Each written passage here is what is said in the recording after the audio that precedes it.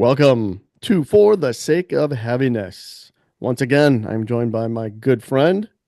Butch Balich. Don't you forget it. I shall never, ever forget it. How can I forget you, Butch? And you got it right today. Or And did this you? is Or did Merciful you? Mike Smith Yes. right there. I did I it. I'm here. All right, tonight we've got some big news. Iron Maiden has just kicked off their new tour with a new drummer and a new set list. So tonight we're gonna have a little discussion on our thoughts on the new set list and what's been included. And as a bonus, we're actually going to share our top five songs that we'd love to see in the set list but are presently missing. Maybe down the road we'll see them. Who knows? But this is what we would like to see. So I don't know. I know you got a good look at the set list. What are you thinking? What are your first impressions of the new set list? I mean, my general thoughts are I personally like the set list. I think I was a little bit more excited. I remember being about as the Iron Maiden Facebook page was live Yeah, listing as they played the song, like they would list what the song was, so they did the set list. And about that's halfway cool. through, I was like super excited about it. I remember telling my missus, I'm like, "Oh my god, this set list we're definitely not as if there was any doubt. Like if they come to Pittsburgh, like we're going Right, regardless. I would right. have gone to see them if they were playing. You know, When's the No last time Prayer for that? the Dying and Well, Virtual 11 all the way through. I'd still go see them because it's Maiden, but let me ask you, when's um, the last time that you saw Maiden? I just saw them on the last tour, You which did. was phenomenal. I have not Um, seen them since Brave New World tour, and I think oh that wow, correct me if I'm wrong, but I think that's the one. It was Halford and Queensryche were on the bill as support.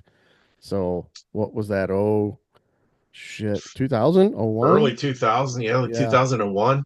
Yep. I didn't get to see that tour.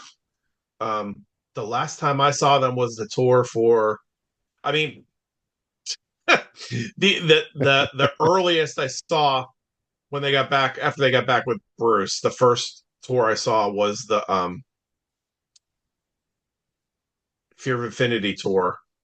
Oh, okay. Uh, with because Dream Theater opened, but we got there late, and I only got Dream Theater. They were playing "Pull Me Under" was their last song, and that's what we caught. Sure. So yeah, but I thought the last tour was great. The tour before that, back in we saw them in 2019. I think it was 2019 now, pre-COVID, was awesome. And Yeah. that show was I remember being so excited afterwards because it was my son's first Maiden show, and I remember you posting pictures of that. That's right. Yeah. yeah. And after that, I remember talking to people, and like I thought it was as good as the first time I saw them, which was '85 on the Nice. Power Slave tour. So, Nice. and Yeah. I thought the last tour was great. Say what you want about the set list, but but the set list, I'm pretty excited. I was pretty excited to see some of these songs in the set. It's nice to see some of those older songs come back out. I mean, as the set goes on, there's a lot more.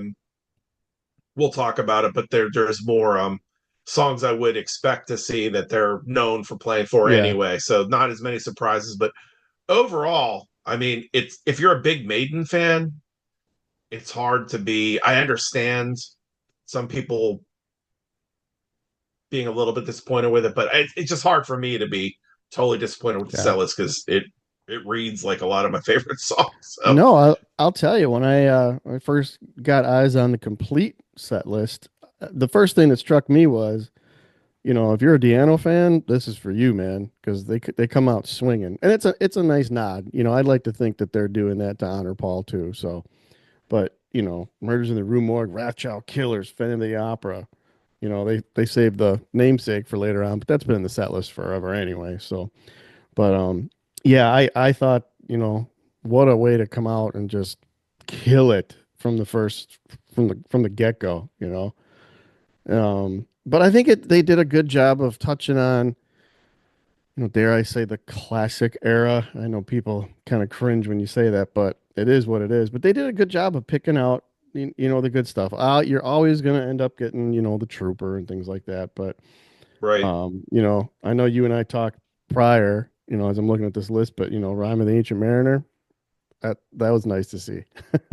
Dude, Rhyme, yeah, man. I mean, Rhyme being in, I could if they played that every show and they played it every tour and they played it every song at every show.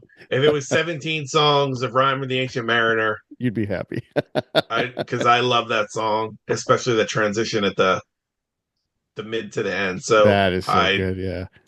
but I mean, man, the like you said, the opening of the show, I mean, going back to Murders in the Room Work as an opener, killer. Killer. That's a Yep. great song. I love that they come out of the Ides of March with it. Yep. I was gonna say that too. That's awesome.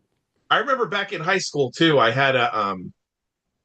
made my own mixtape. I don't know why I did that in quotes because it wasn't like it was kind of a mixtape. It was a mixtape.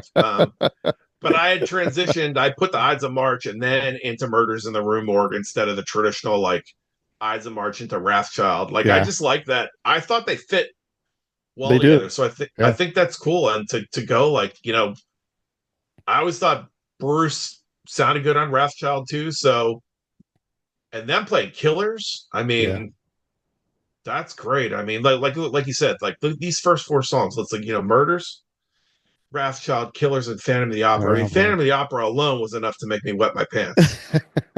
But when they were posting that, I'm like, because that's Yeah. top five Sure. Sure. Maiden song for me, Yeah. right there.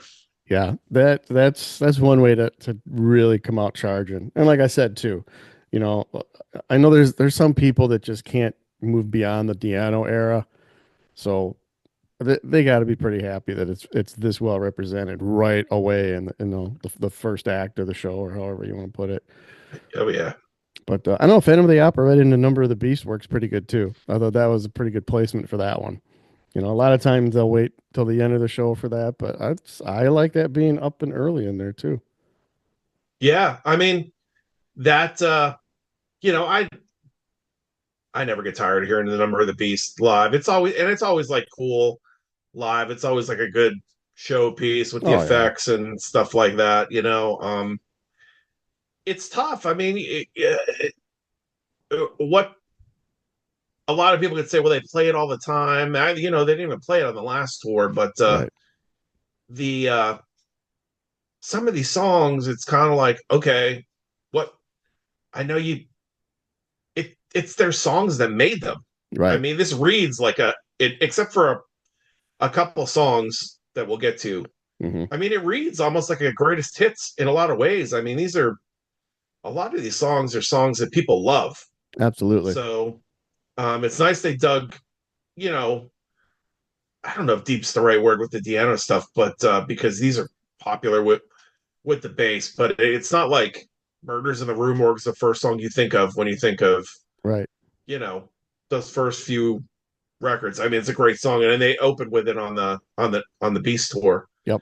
Um, I don't know, man. Number of the Beast is great to see, and then I thought it was a little. I didn't know if they were trying to go keep them kind of like grouped together because then they jump To to the clairvoyant. clairvoyant. Yeah. Yep. I was thinking the same thing. I thought they're gonna like hit each album specifically, so there's some kind of an organization or hierarchy of how things worked out. But yeah, I know when the clairvoyant showed up next, I was like, oh, okay, where are we going now? But Yeah, that I think that's an interesting choice. I mean, great uh, song. yep, Um, I would not have picked it if I was in charge. I don't think that would have made my set list. Not taking anything away from it. Like you said, great song. no, If I was in yeah, charge, I don't know if that would be in there. yeah, that one was kind of like a surprise for me, just because like you said, if the like when I was thinking about what are they going to play on this tour, like the wheels were turning in my head, and I just never even thought of that song. Yeah. There were several others from uh, Seventh Son that I thought about, um, and actually, one of them also didn't make the set list. But it's cool to hear something a little bit different from that record.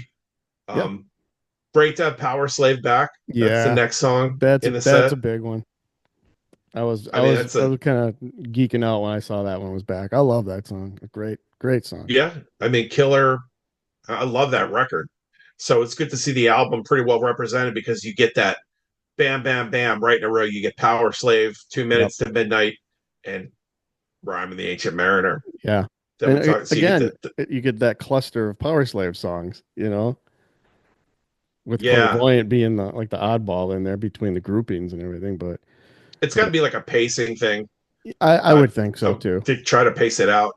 Yeah. Um, but yeah, I mean, I'm not surprised to see 2 Minutes to Midnight in there. You got to play some of that. I mean, Yeah.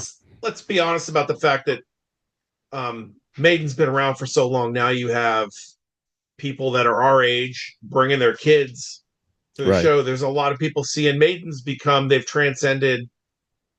I think they've kind of turned the corner a little bit and become one of those bands that you kind of have to see.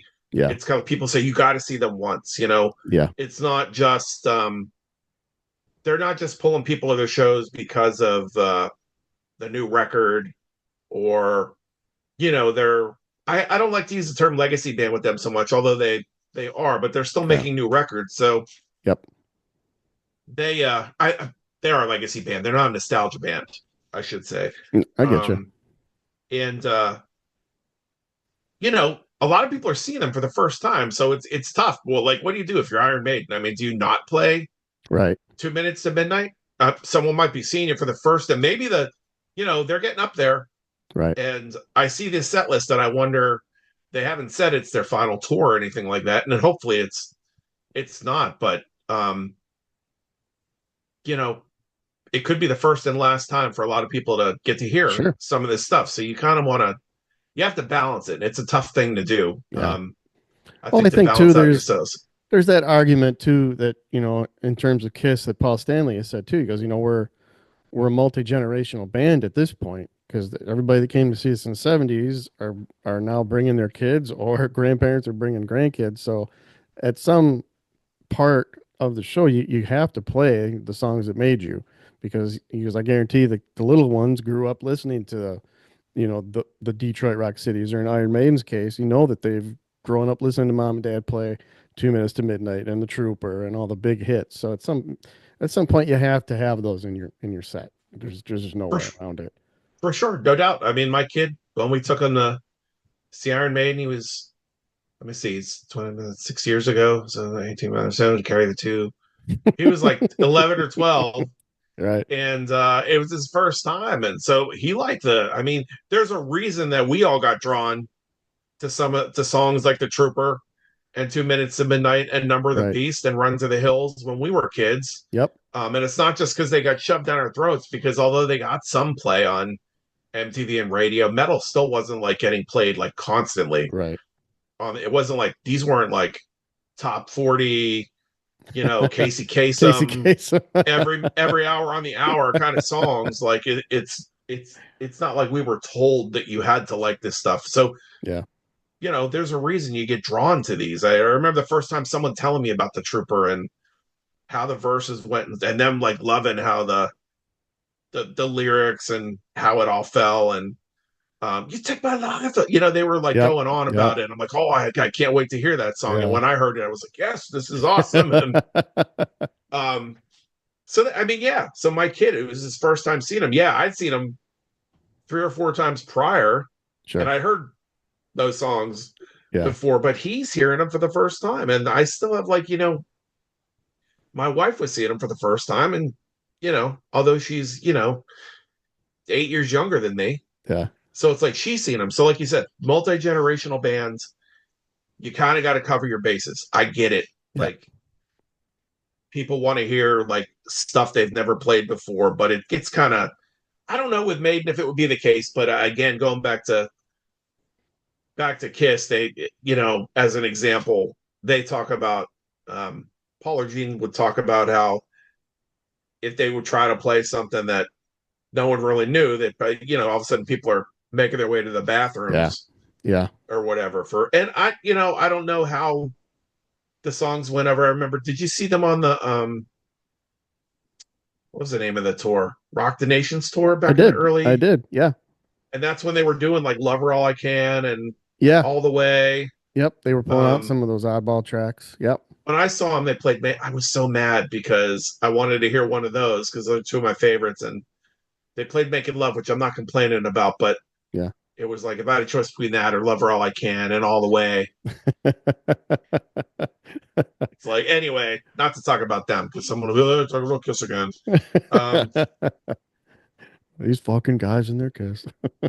anyway, to make a long story longer, it's a tough thing to make a set list, and so I Oh think yeah. like so getting back like this little suite of Power Slave, 2 Minutes to Midnight, Rhyme the Ancient Mariner, I think it's killer. And then we get to Run to the Hills, Yeah. which again I know they play it a lot, but it's an all time classic. Again, too, I'll give them credit for, the spacing of some of those songs. A lot of these it would end up in like the encore set or toward the end of the main set. Mm-hmm. They're dropping in early. So I really like the placement of Run to the Hills right there, right after Rhyme of the Ancient Mariner, because it kind of keeps that flow going. What's to tell you too that like half these songs could be encore songs, man, Yeah. and people would go nuts if they were the encore. Like Run to the Hills, Number of the Beast. I mean, any of Yeah. these, like Yep. you could pull any of these out, and people would like lose their minds if they put them in the Oh, without a doubt. the big towards the end or into the encore. But Run to the Hills is really the song that like they took off with in America. So Absolutely. I mean, it Actually, really. I think that I can't say for sure that was the first Maiden song I heard. I can say the first album or like my gateway to Iron Maiden was Number of the Beast for sure. I It was either Number of the Beast, maybe Run to the Hills was the first song that hooked me in on Iron Maiden. So that, I mean, either way, that album will always have a special spot in my heart just for that. I'm pretty So, sure Run to the Hills is the first song I'd heard by them. I remember the video on MTV, yep, the live footage interspersed with the old yep, Cowboys yep. and Indians footage.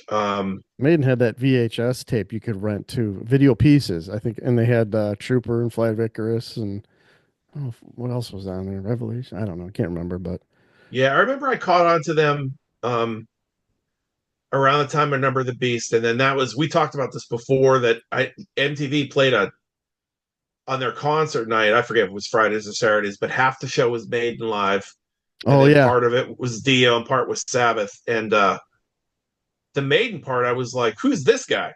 Because it was the Diano yeah, stuff from like the Killers tour. right. Um, and that's one of the first times I'm like, oh, bands also have changed singers, and I'm just a kid, like 11 or 12 or something like that at the time. I'm like, oh, this happens sometimes. So, That doesn't look like that guy with the really long hair. Who is this dude? yeah, that's not who's this guy singing. What's this song? Rap? I thought it was Rock Child. I'm like, what is Rock child. Rock Child? So Um, yeah, seventh son of a seventh son. Right after, nice big one there. I thought that's a good that's another good epic. Um, I remember seeing them. I don't remember whether I actually saw them play this song live now that I think about it. Um, because I didn't get to see this tour, but it would be did they play this on the No Prayer for the Dying tour? I don't That remember. I'd have to look that up. I'd have to look it up. I could swear I saw them play it once, but I know I didn't see the Seventh Son tour, but it would be a good set piece if they did. Not quite Ram the Ancient Mariner for me, but it's Yeah, definitely a good one to put in there, and I'll be looking forward to seeing it live because I love that song. definitely. And we've talked about this too, or at least I brought it up that literally until probably like the last year, I always had a hard time with that album as a whole. And then for some reason, I ended up grabbing it. Still have a CD player in the truck, and I listened to that album for like almost a month straight. And now I'm like, what was I thinking? This album is absolutely amazing. So yeah, Yeah, that's I have it's like a a renewed interest in that album altogether. So that's I'm glad to see that in there.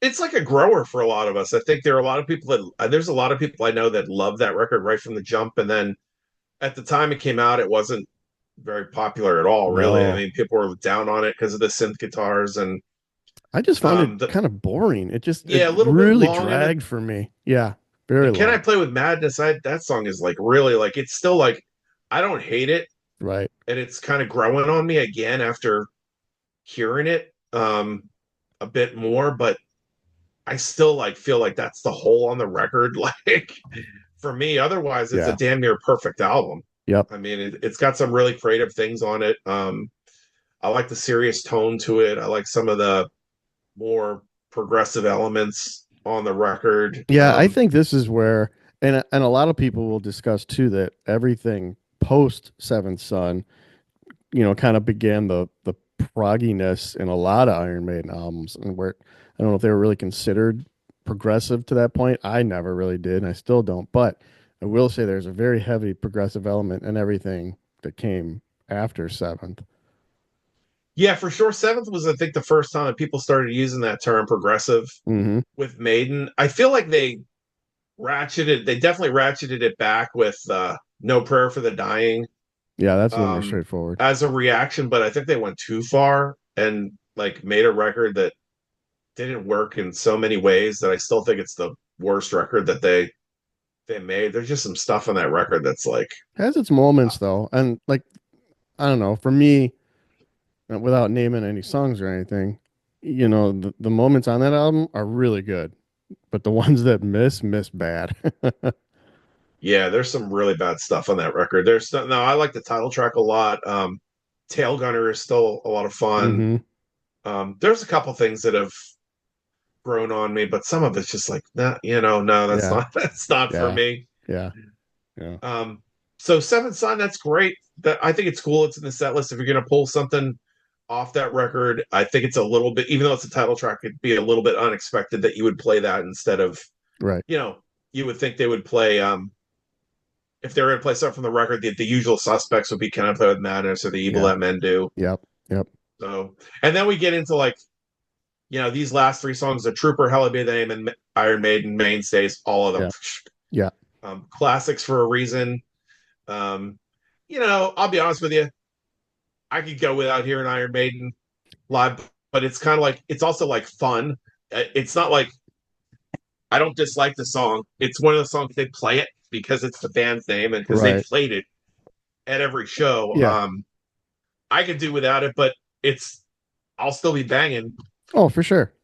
when they play it. Absolutely. I mean, I get it. I know why they do it. It's like people, I think everyone looks forward to that moment when they play it. It's the show closer. Yeah. It's it's just it's a good time. Like you kind Pound of your thing. fists, man. Yeah. I'm glad Hallowed Be Thy Name is in the set. Yeah. It always hurts my heart when I see Setlist when that song's not in it because it's maybe the best metal song ever recorded. It's Um, yeah. I mean, you can't speak highly enough about that. I mean that whole song, the way it just goes, is tells the story and Bruce's highs and lows, and just that song encapsulates everything from Iron Maiden. That's yeah. That's yeah, that's a that's a damn legend song.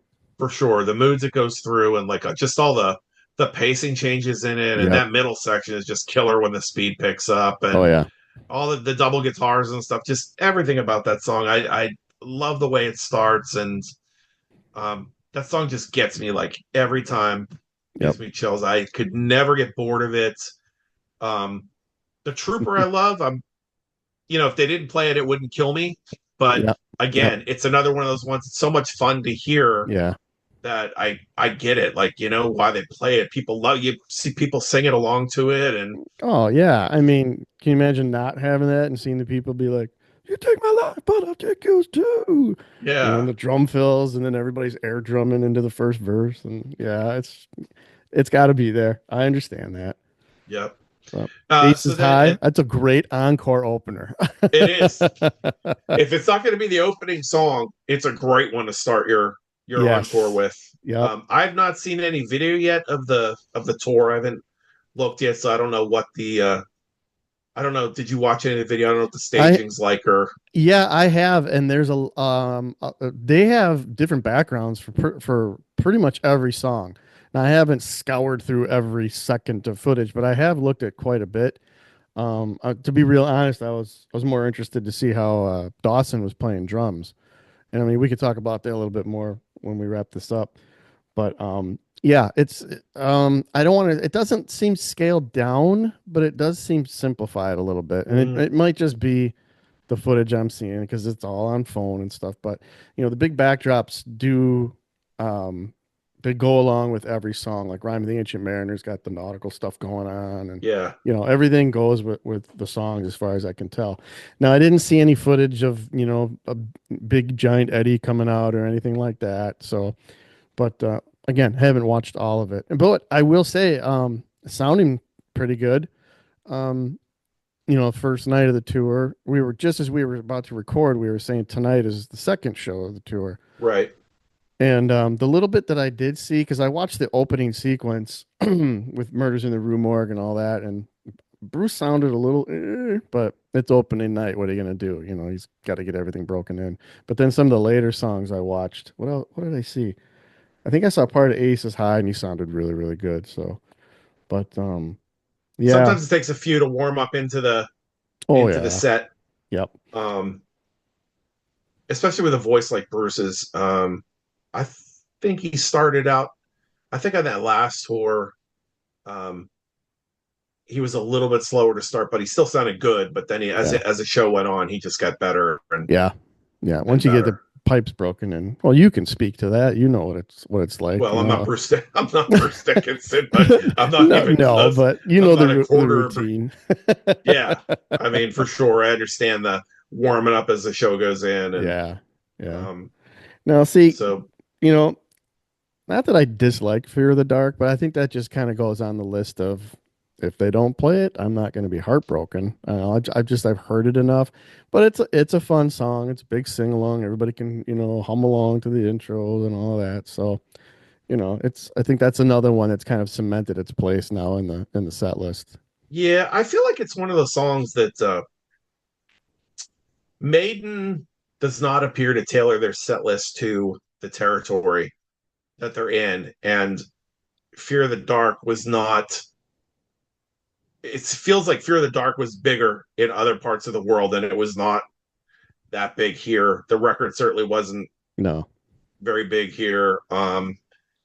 It seems like that song goes over really well everywhere they play, but they've been playing it like forever. of all the songs in the Yeah, set list, like I like that for years. Like it took me a while to warm up to that record, and that song and Afraid to Shoot Strangers were my and Be Quick or Be Dead were the three songs I loved yeah, on the record. But as the years have gone on, it's kind of like I still like those songs, but I'm about it's not like I about see done them with every tour, and I'm not like Merritt over in Ireland and sees them like 260 times yeah, per tour. Like, but Fear of the Dark, I feel like, man, they could give that song a rest now. yeah. It's not, I don't feel like, I feel like it's I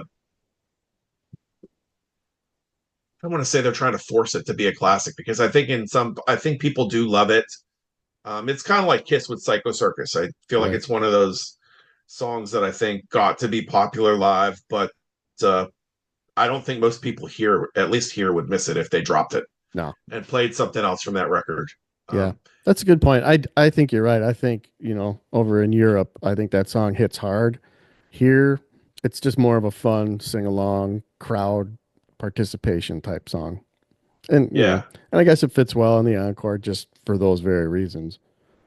yeah. But Honestly, for me, I'm probably speaking blasphemy on this, but I could give or take Wasted Years. I like the song a lot. It's fun live. It's fun to sing along to. But again, if they played something else from one of those first 7 or 8 records, I'd yep. be okay with that.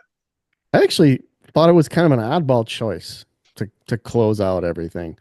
It's I don't mind the song. Again, it kind of goes with there's a little burnout factor with that one too. But when I saw that was the night closer, I was like, I don't know, man. It just doesn't feel like the conclusion of a show with that song. I was like, I don't know about that one, but you know, Yeah, I mean, here's where to turn the corner a little bit on the list. I mean, I think the list overall, I have few complaints about it. I yeah, mean, I'm I think it's a nitpicking with pretty all of it. Yeah, yeah. I mean, it like anything I could say about it would be kind of like a nitpick. I mean, I think it's a pretty strong list. Nothing glaringly.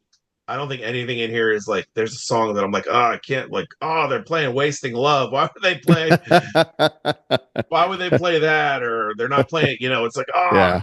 of all the songs to pull out, they're playing Gangland. It's like Right. it's there's nothing like that. It's just I think that like as I said, as I was watching the songs get listed out, I'm like, oh, like Yeah. I saw up through like rhyme, and then then it got into this later part of the set. I'm like, oh, I expected that, I expected Right. that, I Yeah. expected that. So, I thought that I guess in my head before they started the tour, there were some songs I thought that they might consider bringing back that I expected to see that aren't in here. One of which is Running Free. Yep. For whatever reason, I got in my head that that would be coming back.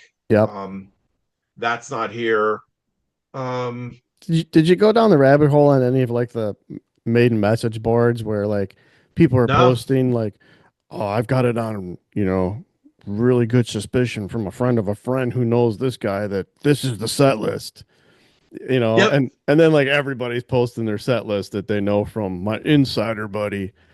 And yeah, from what I remember, there was a couple that were fairly close, but but the majority of them were like, okay, well, you better tell your insider buddy he's not so inside because they weren't even close.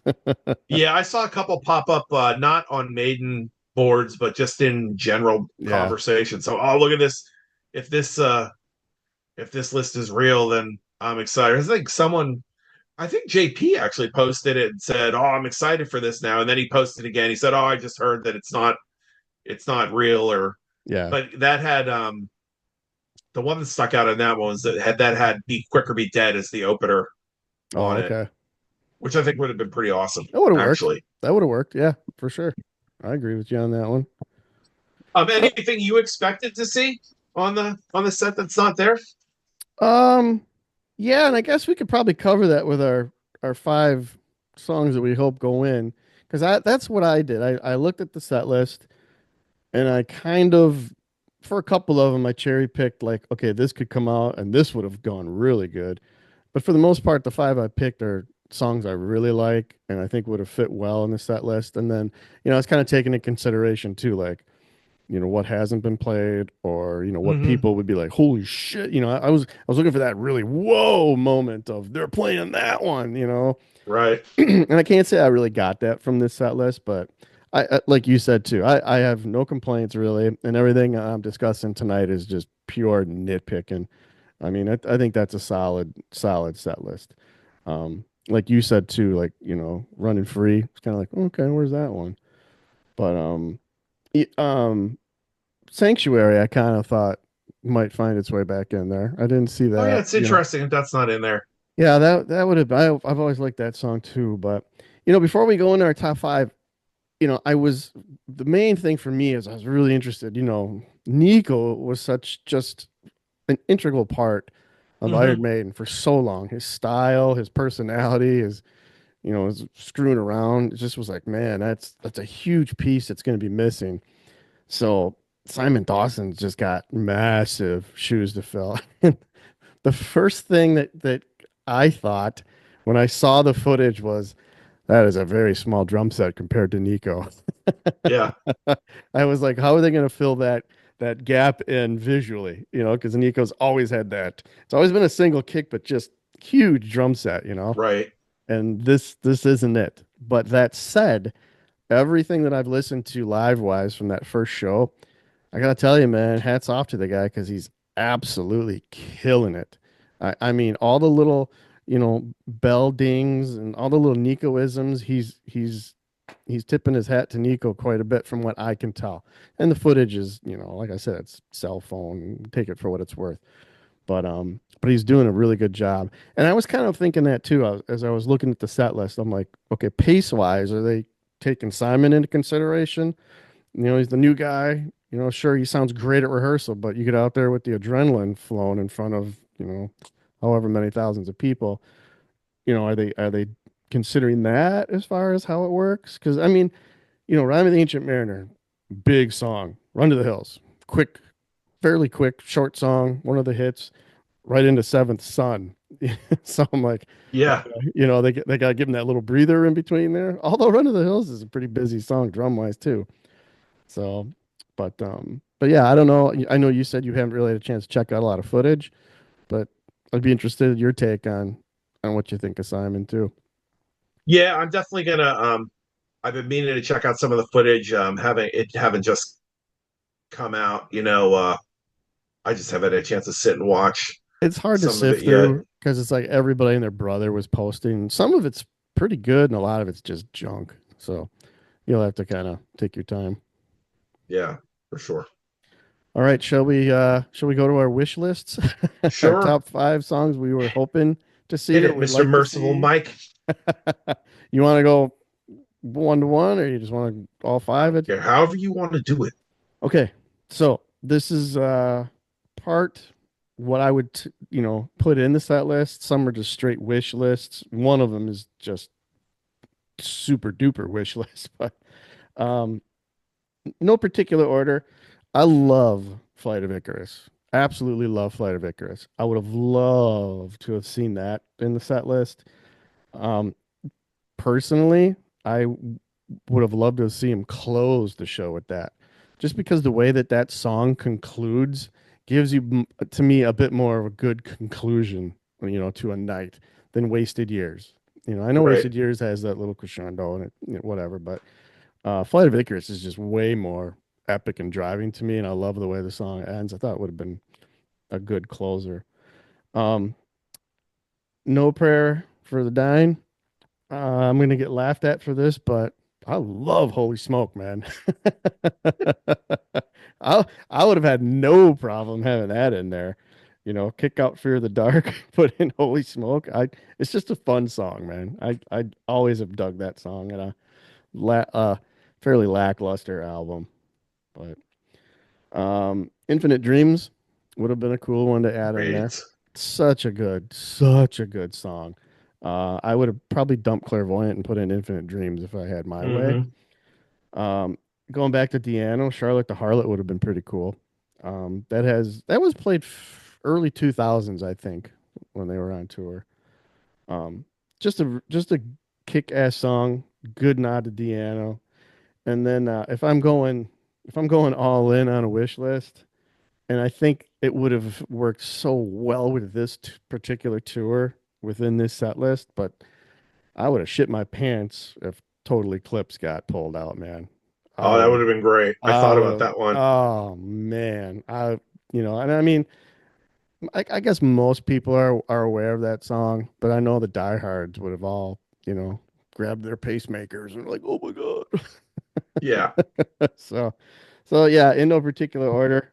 Flight of Icarus, Total Eclipse, Holy Smoke, Infinite Dreams, Charlotte the Harlot. nice.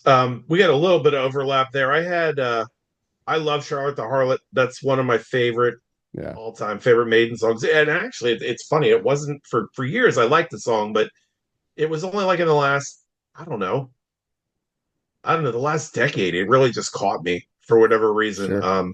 Really got into that song. It's grown on me a lot over the years. It's definitely in my top 15 probably Maiden songs of all Yeah, time now.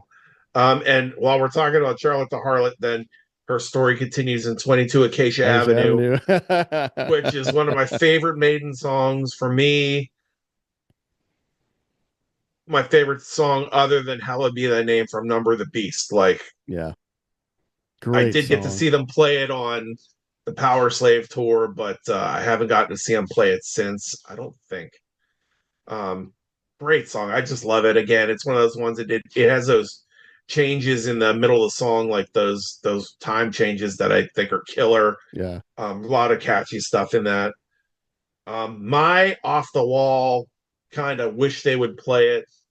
Probably never would is Flash of the Blade I'm right there with you. I from almost put Power that on Slave. here too. Yeah. I've loved that song since I first pressured my stepfather into buying the Power Slave cassette for me by whining until he gave in. Just a That's shot always job. been, yeah, you never buy me anything. Um, one of my favorite Maiden songs.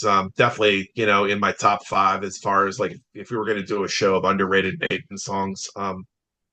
That's definitely one I love to. That's one of those ones. I think a lot of people would like to hear them play that one Oh yeah. live. To be honest with you, but it doesn't seem like they're too much in a mood to dig too deep. So Yeah. Yeah. And I don't know I about you didn't. because we've talked about that song before. I think it's by this point pretty well known. You and I both really like that song, Yeah, I love that song, man. but a lot of people will say that's the weak point of Power Slave. They just I don't that get that, man. that one or Back to the Village. People will point at Well, those Back in two. the Village is Yeah, my weak part of the record. If there's a weak part, I like that song a lot, but it's the for me it's the the chorus. there are very few Maiden songs I hate off the first five or six Yeah, records. So I don't hate Gangland or um Back in the Village, but those are like songs that I think are like not as worthy for yeah. whatever reason. Well, when you stack them up against the rest of the album, yeah, Yeah, I it mean, you sorts stack most itself out. anything up against Hallowed Be Thy Name, for example, or Ram of Right. the Ancient Mariner. It's tough. But I had Infinite Dreams, man, and I'm the same. I would have booted the Clairvoyant Yeah. uh, and played Infinite Dreams. In fact, I was kind of shocked that they didn't. They did that when they did the. I didn't see the tour, but when they did the Made in England tour back in the when was that? Back in the 2010s, somewhere in Yeah. there, when they did that set, they were playing a lot of stuff from that, like the set list from that tour. A lot of the songs, like they didn't play Infinite Dreams, which I thought was weird. It was one of the singles from the record. For me, I think it's the best song on the album. It's Yeah. a top 10 Maiden song for me, Easily. hands down. Like I love that song. I would have bounced it for the Clairvoyant or Seventh Son. Like I'll take that over anything from that Yeah. record. I love that song. Um, and then I had Be Quick or Be Dead, which Okay. I have loved that song since I first heard it. I think it's clearly the for me the best song on Fear of the Dark. Man, I just love this. I love that main riff, the speed Yeah. of it. It would be a killer opener, I think. I just love that song. The oddball kind of like I was debating between that and you want to talk about like I was thinking like if they wanted to get really deep and just have people like not because the song is great, but if they wanted to get really deep and go really back, play Invasion. Yeah. The Vikings are coming. It's like pull it out, man. Yeah. It's only a couple minutes long. Just Lay it out there, man. pull it out and play. Go way back, and we'll separate the men from the boys, so to speak. There you go. Like into the girls from the women. I mean, see who knows that one. I didn't know it for a long time either, but Yeah. I just think it would have been an interesting to go like way back. Yeah. And pull that would be super oddball. So I was wondering, you didn't want to bring your daughter to the slaughter? I'm not a big fan of that song, man. Neither am I. And there's people that'll die on that hill, how great it is. I always like, okay. I've seen some people that wanted that one. I've seen Public Enema number one. Yeah. Yeah. Um, the one that I also thought that maybe they would pull out, like when they were talking about, when they initially announced the tour, and I don't know if it was ambiguous, if people were reading into it, but I think a lot of us probably felt they were going to pull some stuff out they'd never played before, and I think Judas Be My Guide would have been an interesting pick because there's That would definitely have been been a a great one. clamor from fans to hear that one live. Yeah. Um, but I don't think we're gonna, I think the days of us getting songs like that or Flash of the Blade or Yeah. the chances of that are over. You know, I don't know it's how many more tours they got in them. yeah. It's funny now that we're talking about it because once I had my five songs before we got on, I'm like, I wonder when the last time they actually did play these. So I went back on Setlist FM, and believe it or not, I mean, Flight of Icarus I knew was fairly recent. That was back in 22. Total Eclipse hasn't been played since '82, not surprisingly. Holy Smoke was '91. But now, did you just say you heard Infinite Dreams on a recent tour? No, I said they played that when they went back On and they that did that. tour. They did well. They played it on the Seven Sun tour, which was the original Made in England tour. But then there was a tour um, sometime in the 2010s, I think, where it was one of their nostalgia tours where they were focusing on that era Okay, okay. But and didn't they play pulled it. some stuff from, but they did not play it. Yeah, because I looked that one up and they haven't played it since '88, Yeah, which I thought was kind of shocking. You know, I was like, wow, I would have thought. And then go Charlotte the figure. Harlot they played back in '05. But so yeah, a lot of the ones that you're mentioning, I'd like to go back and see. Okay, when is the last time they played it? Those are cool statistics for me anyway. I like to see that kind of stuff. Yeah, I think it's fun. I do that sometimes on Setlist FM. Go back and see when something was played. I don't know how. The older the set list, I don't know how accurate some of it is, but it's Yeah, interesting how far back some of these go, and to see stuff that you're like, well, I didn't know they even played that song ever right, right. Yeah, live. But there's no, I mean, without a musical documentation of it, it's like supposedly Kiss played Sweet Pain live at right, some point, other than, I mean, like convention. And now I know they've played it since, like on the cruises and stuff. But there's yeah, stuff like that there's no, you can't find like a recording of it, so you can't ever prove like right. Yeah, that yeah. There's something no got played. But actual, yeah, visual or audio documentation saying here it is. There's the proof. You're just going yeah, by testimonials of fans. Yeah, I know what you mean. it's cool. There's like Rush. There's audio out there of them playing the Necromancer live. So Yeah, yeah. um, some of that stuff is cool, man. It's just good. It's fun. Look at it. You can get lost on You the do. set list You really do. page. Yeah. As I was kind of scrolling through, I was like, oh, wow. And then I can't remember what it was, but they had only ever played it like 5 times. And I was like, oh, I swore they probably played that hundreds of times, but no. So, Yeah. yeah, it's a fun site to be on. So, all What would be right. your three? What are your three highlights from this set list? If you had My to pick three, three, my three highlights Phantom of the Opera. I'll go with you with Rhyme of the Ancient Mariner. Mm, oof. What am I going to go with number three here? I guess I could easily just say the opening four songs are perfect. So, yeah, let's just say Murders in the Rue Morgue, Phantom of the Opera, Rhyme of the Ancient Mariner, honorable mention to Power Slave. right on. How about you? Mine would be I love a lot of on the set list, but for me, like the ones that I'm like, man, like salivating over Killers, Hmm. Phantom of the Opera, and Rhyme of the Ancient Mariner. But I'm pretty excited about a lot of the a lot of the set. And the, Yeah, the ones that they've played before, I mean, whatever.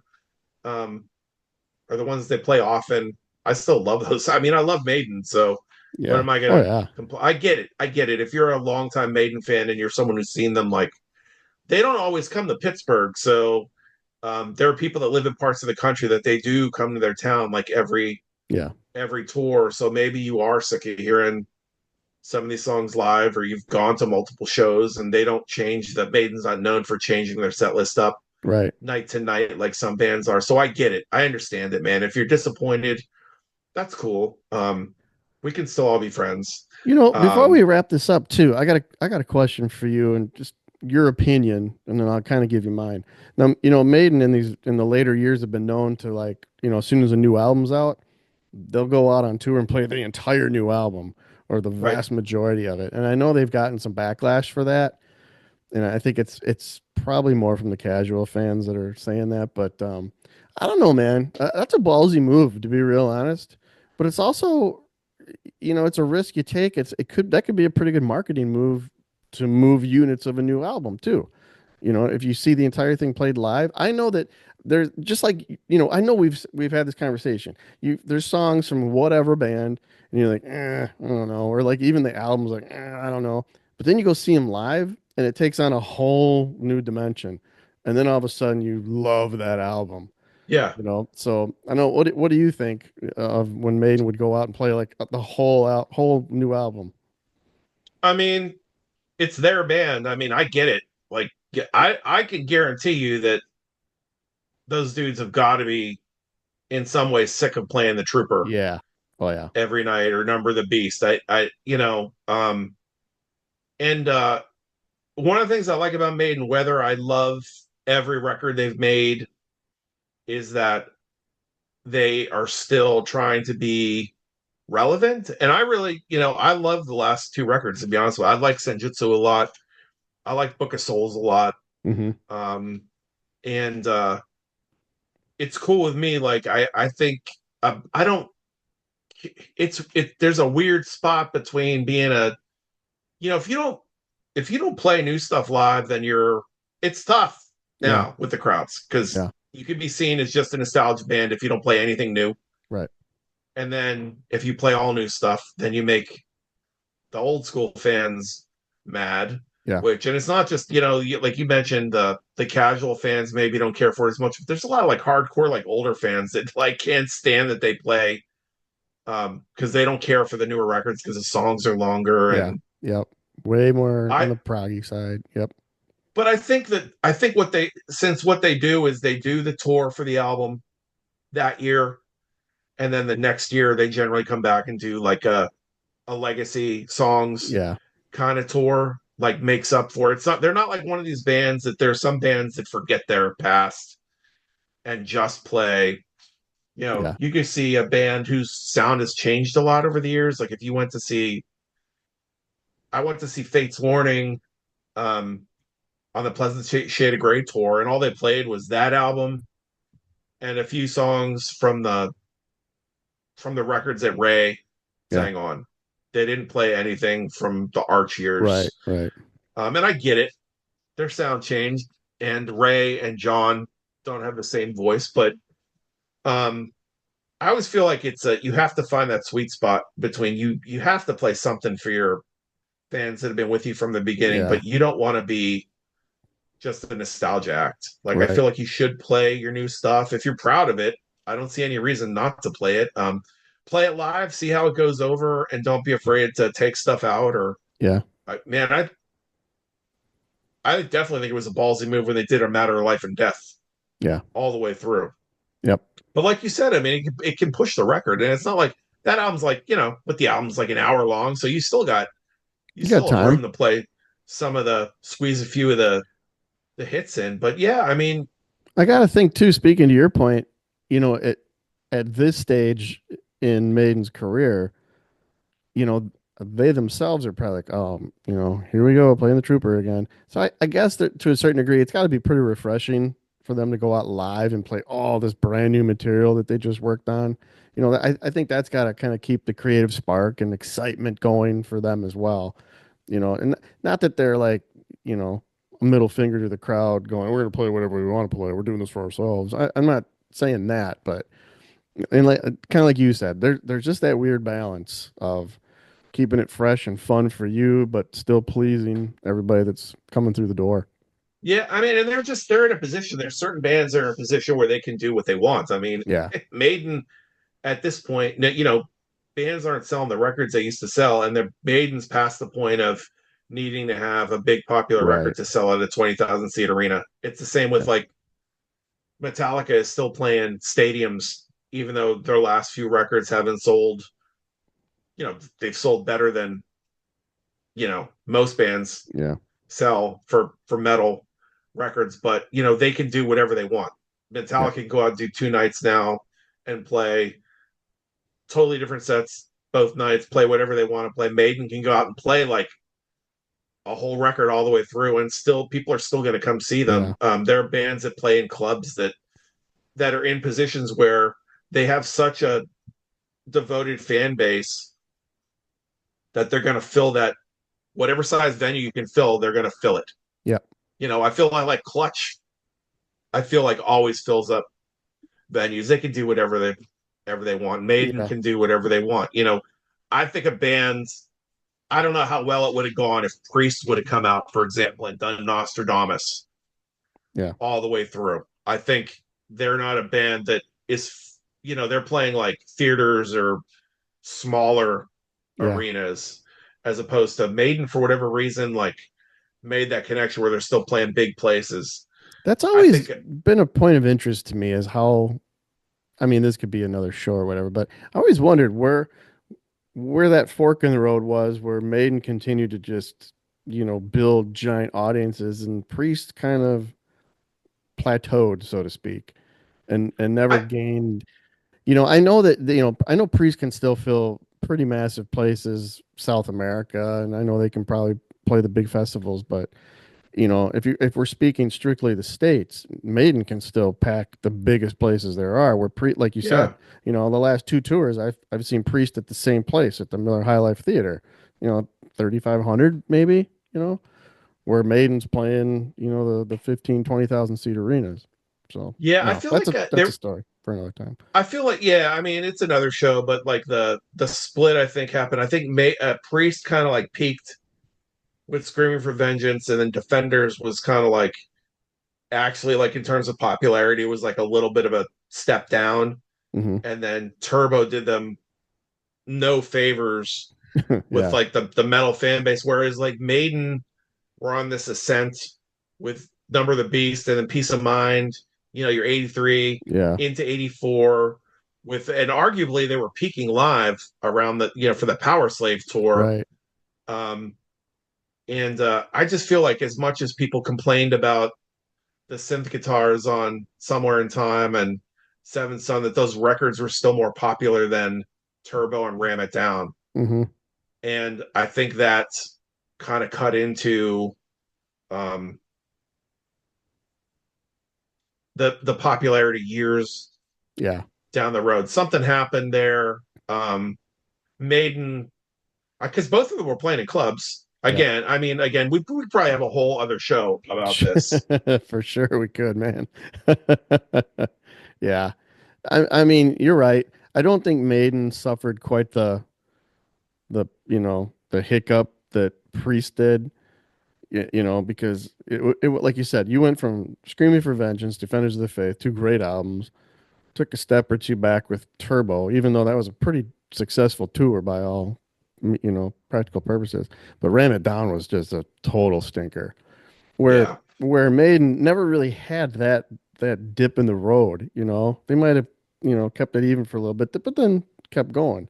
It took Priest to get all the way to Painkiller to kind of regain the momentum. And then Halford steps out. But okay, I'm getting ahead of myself here. yeah.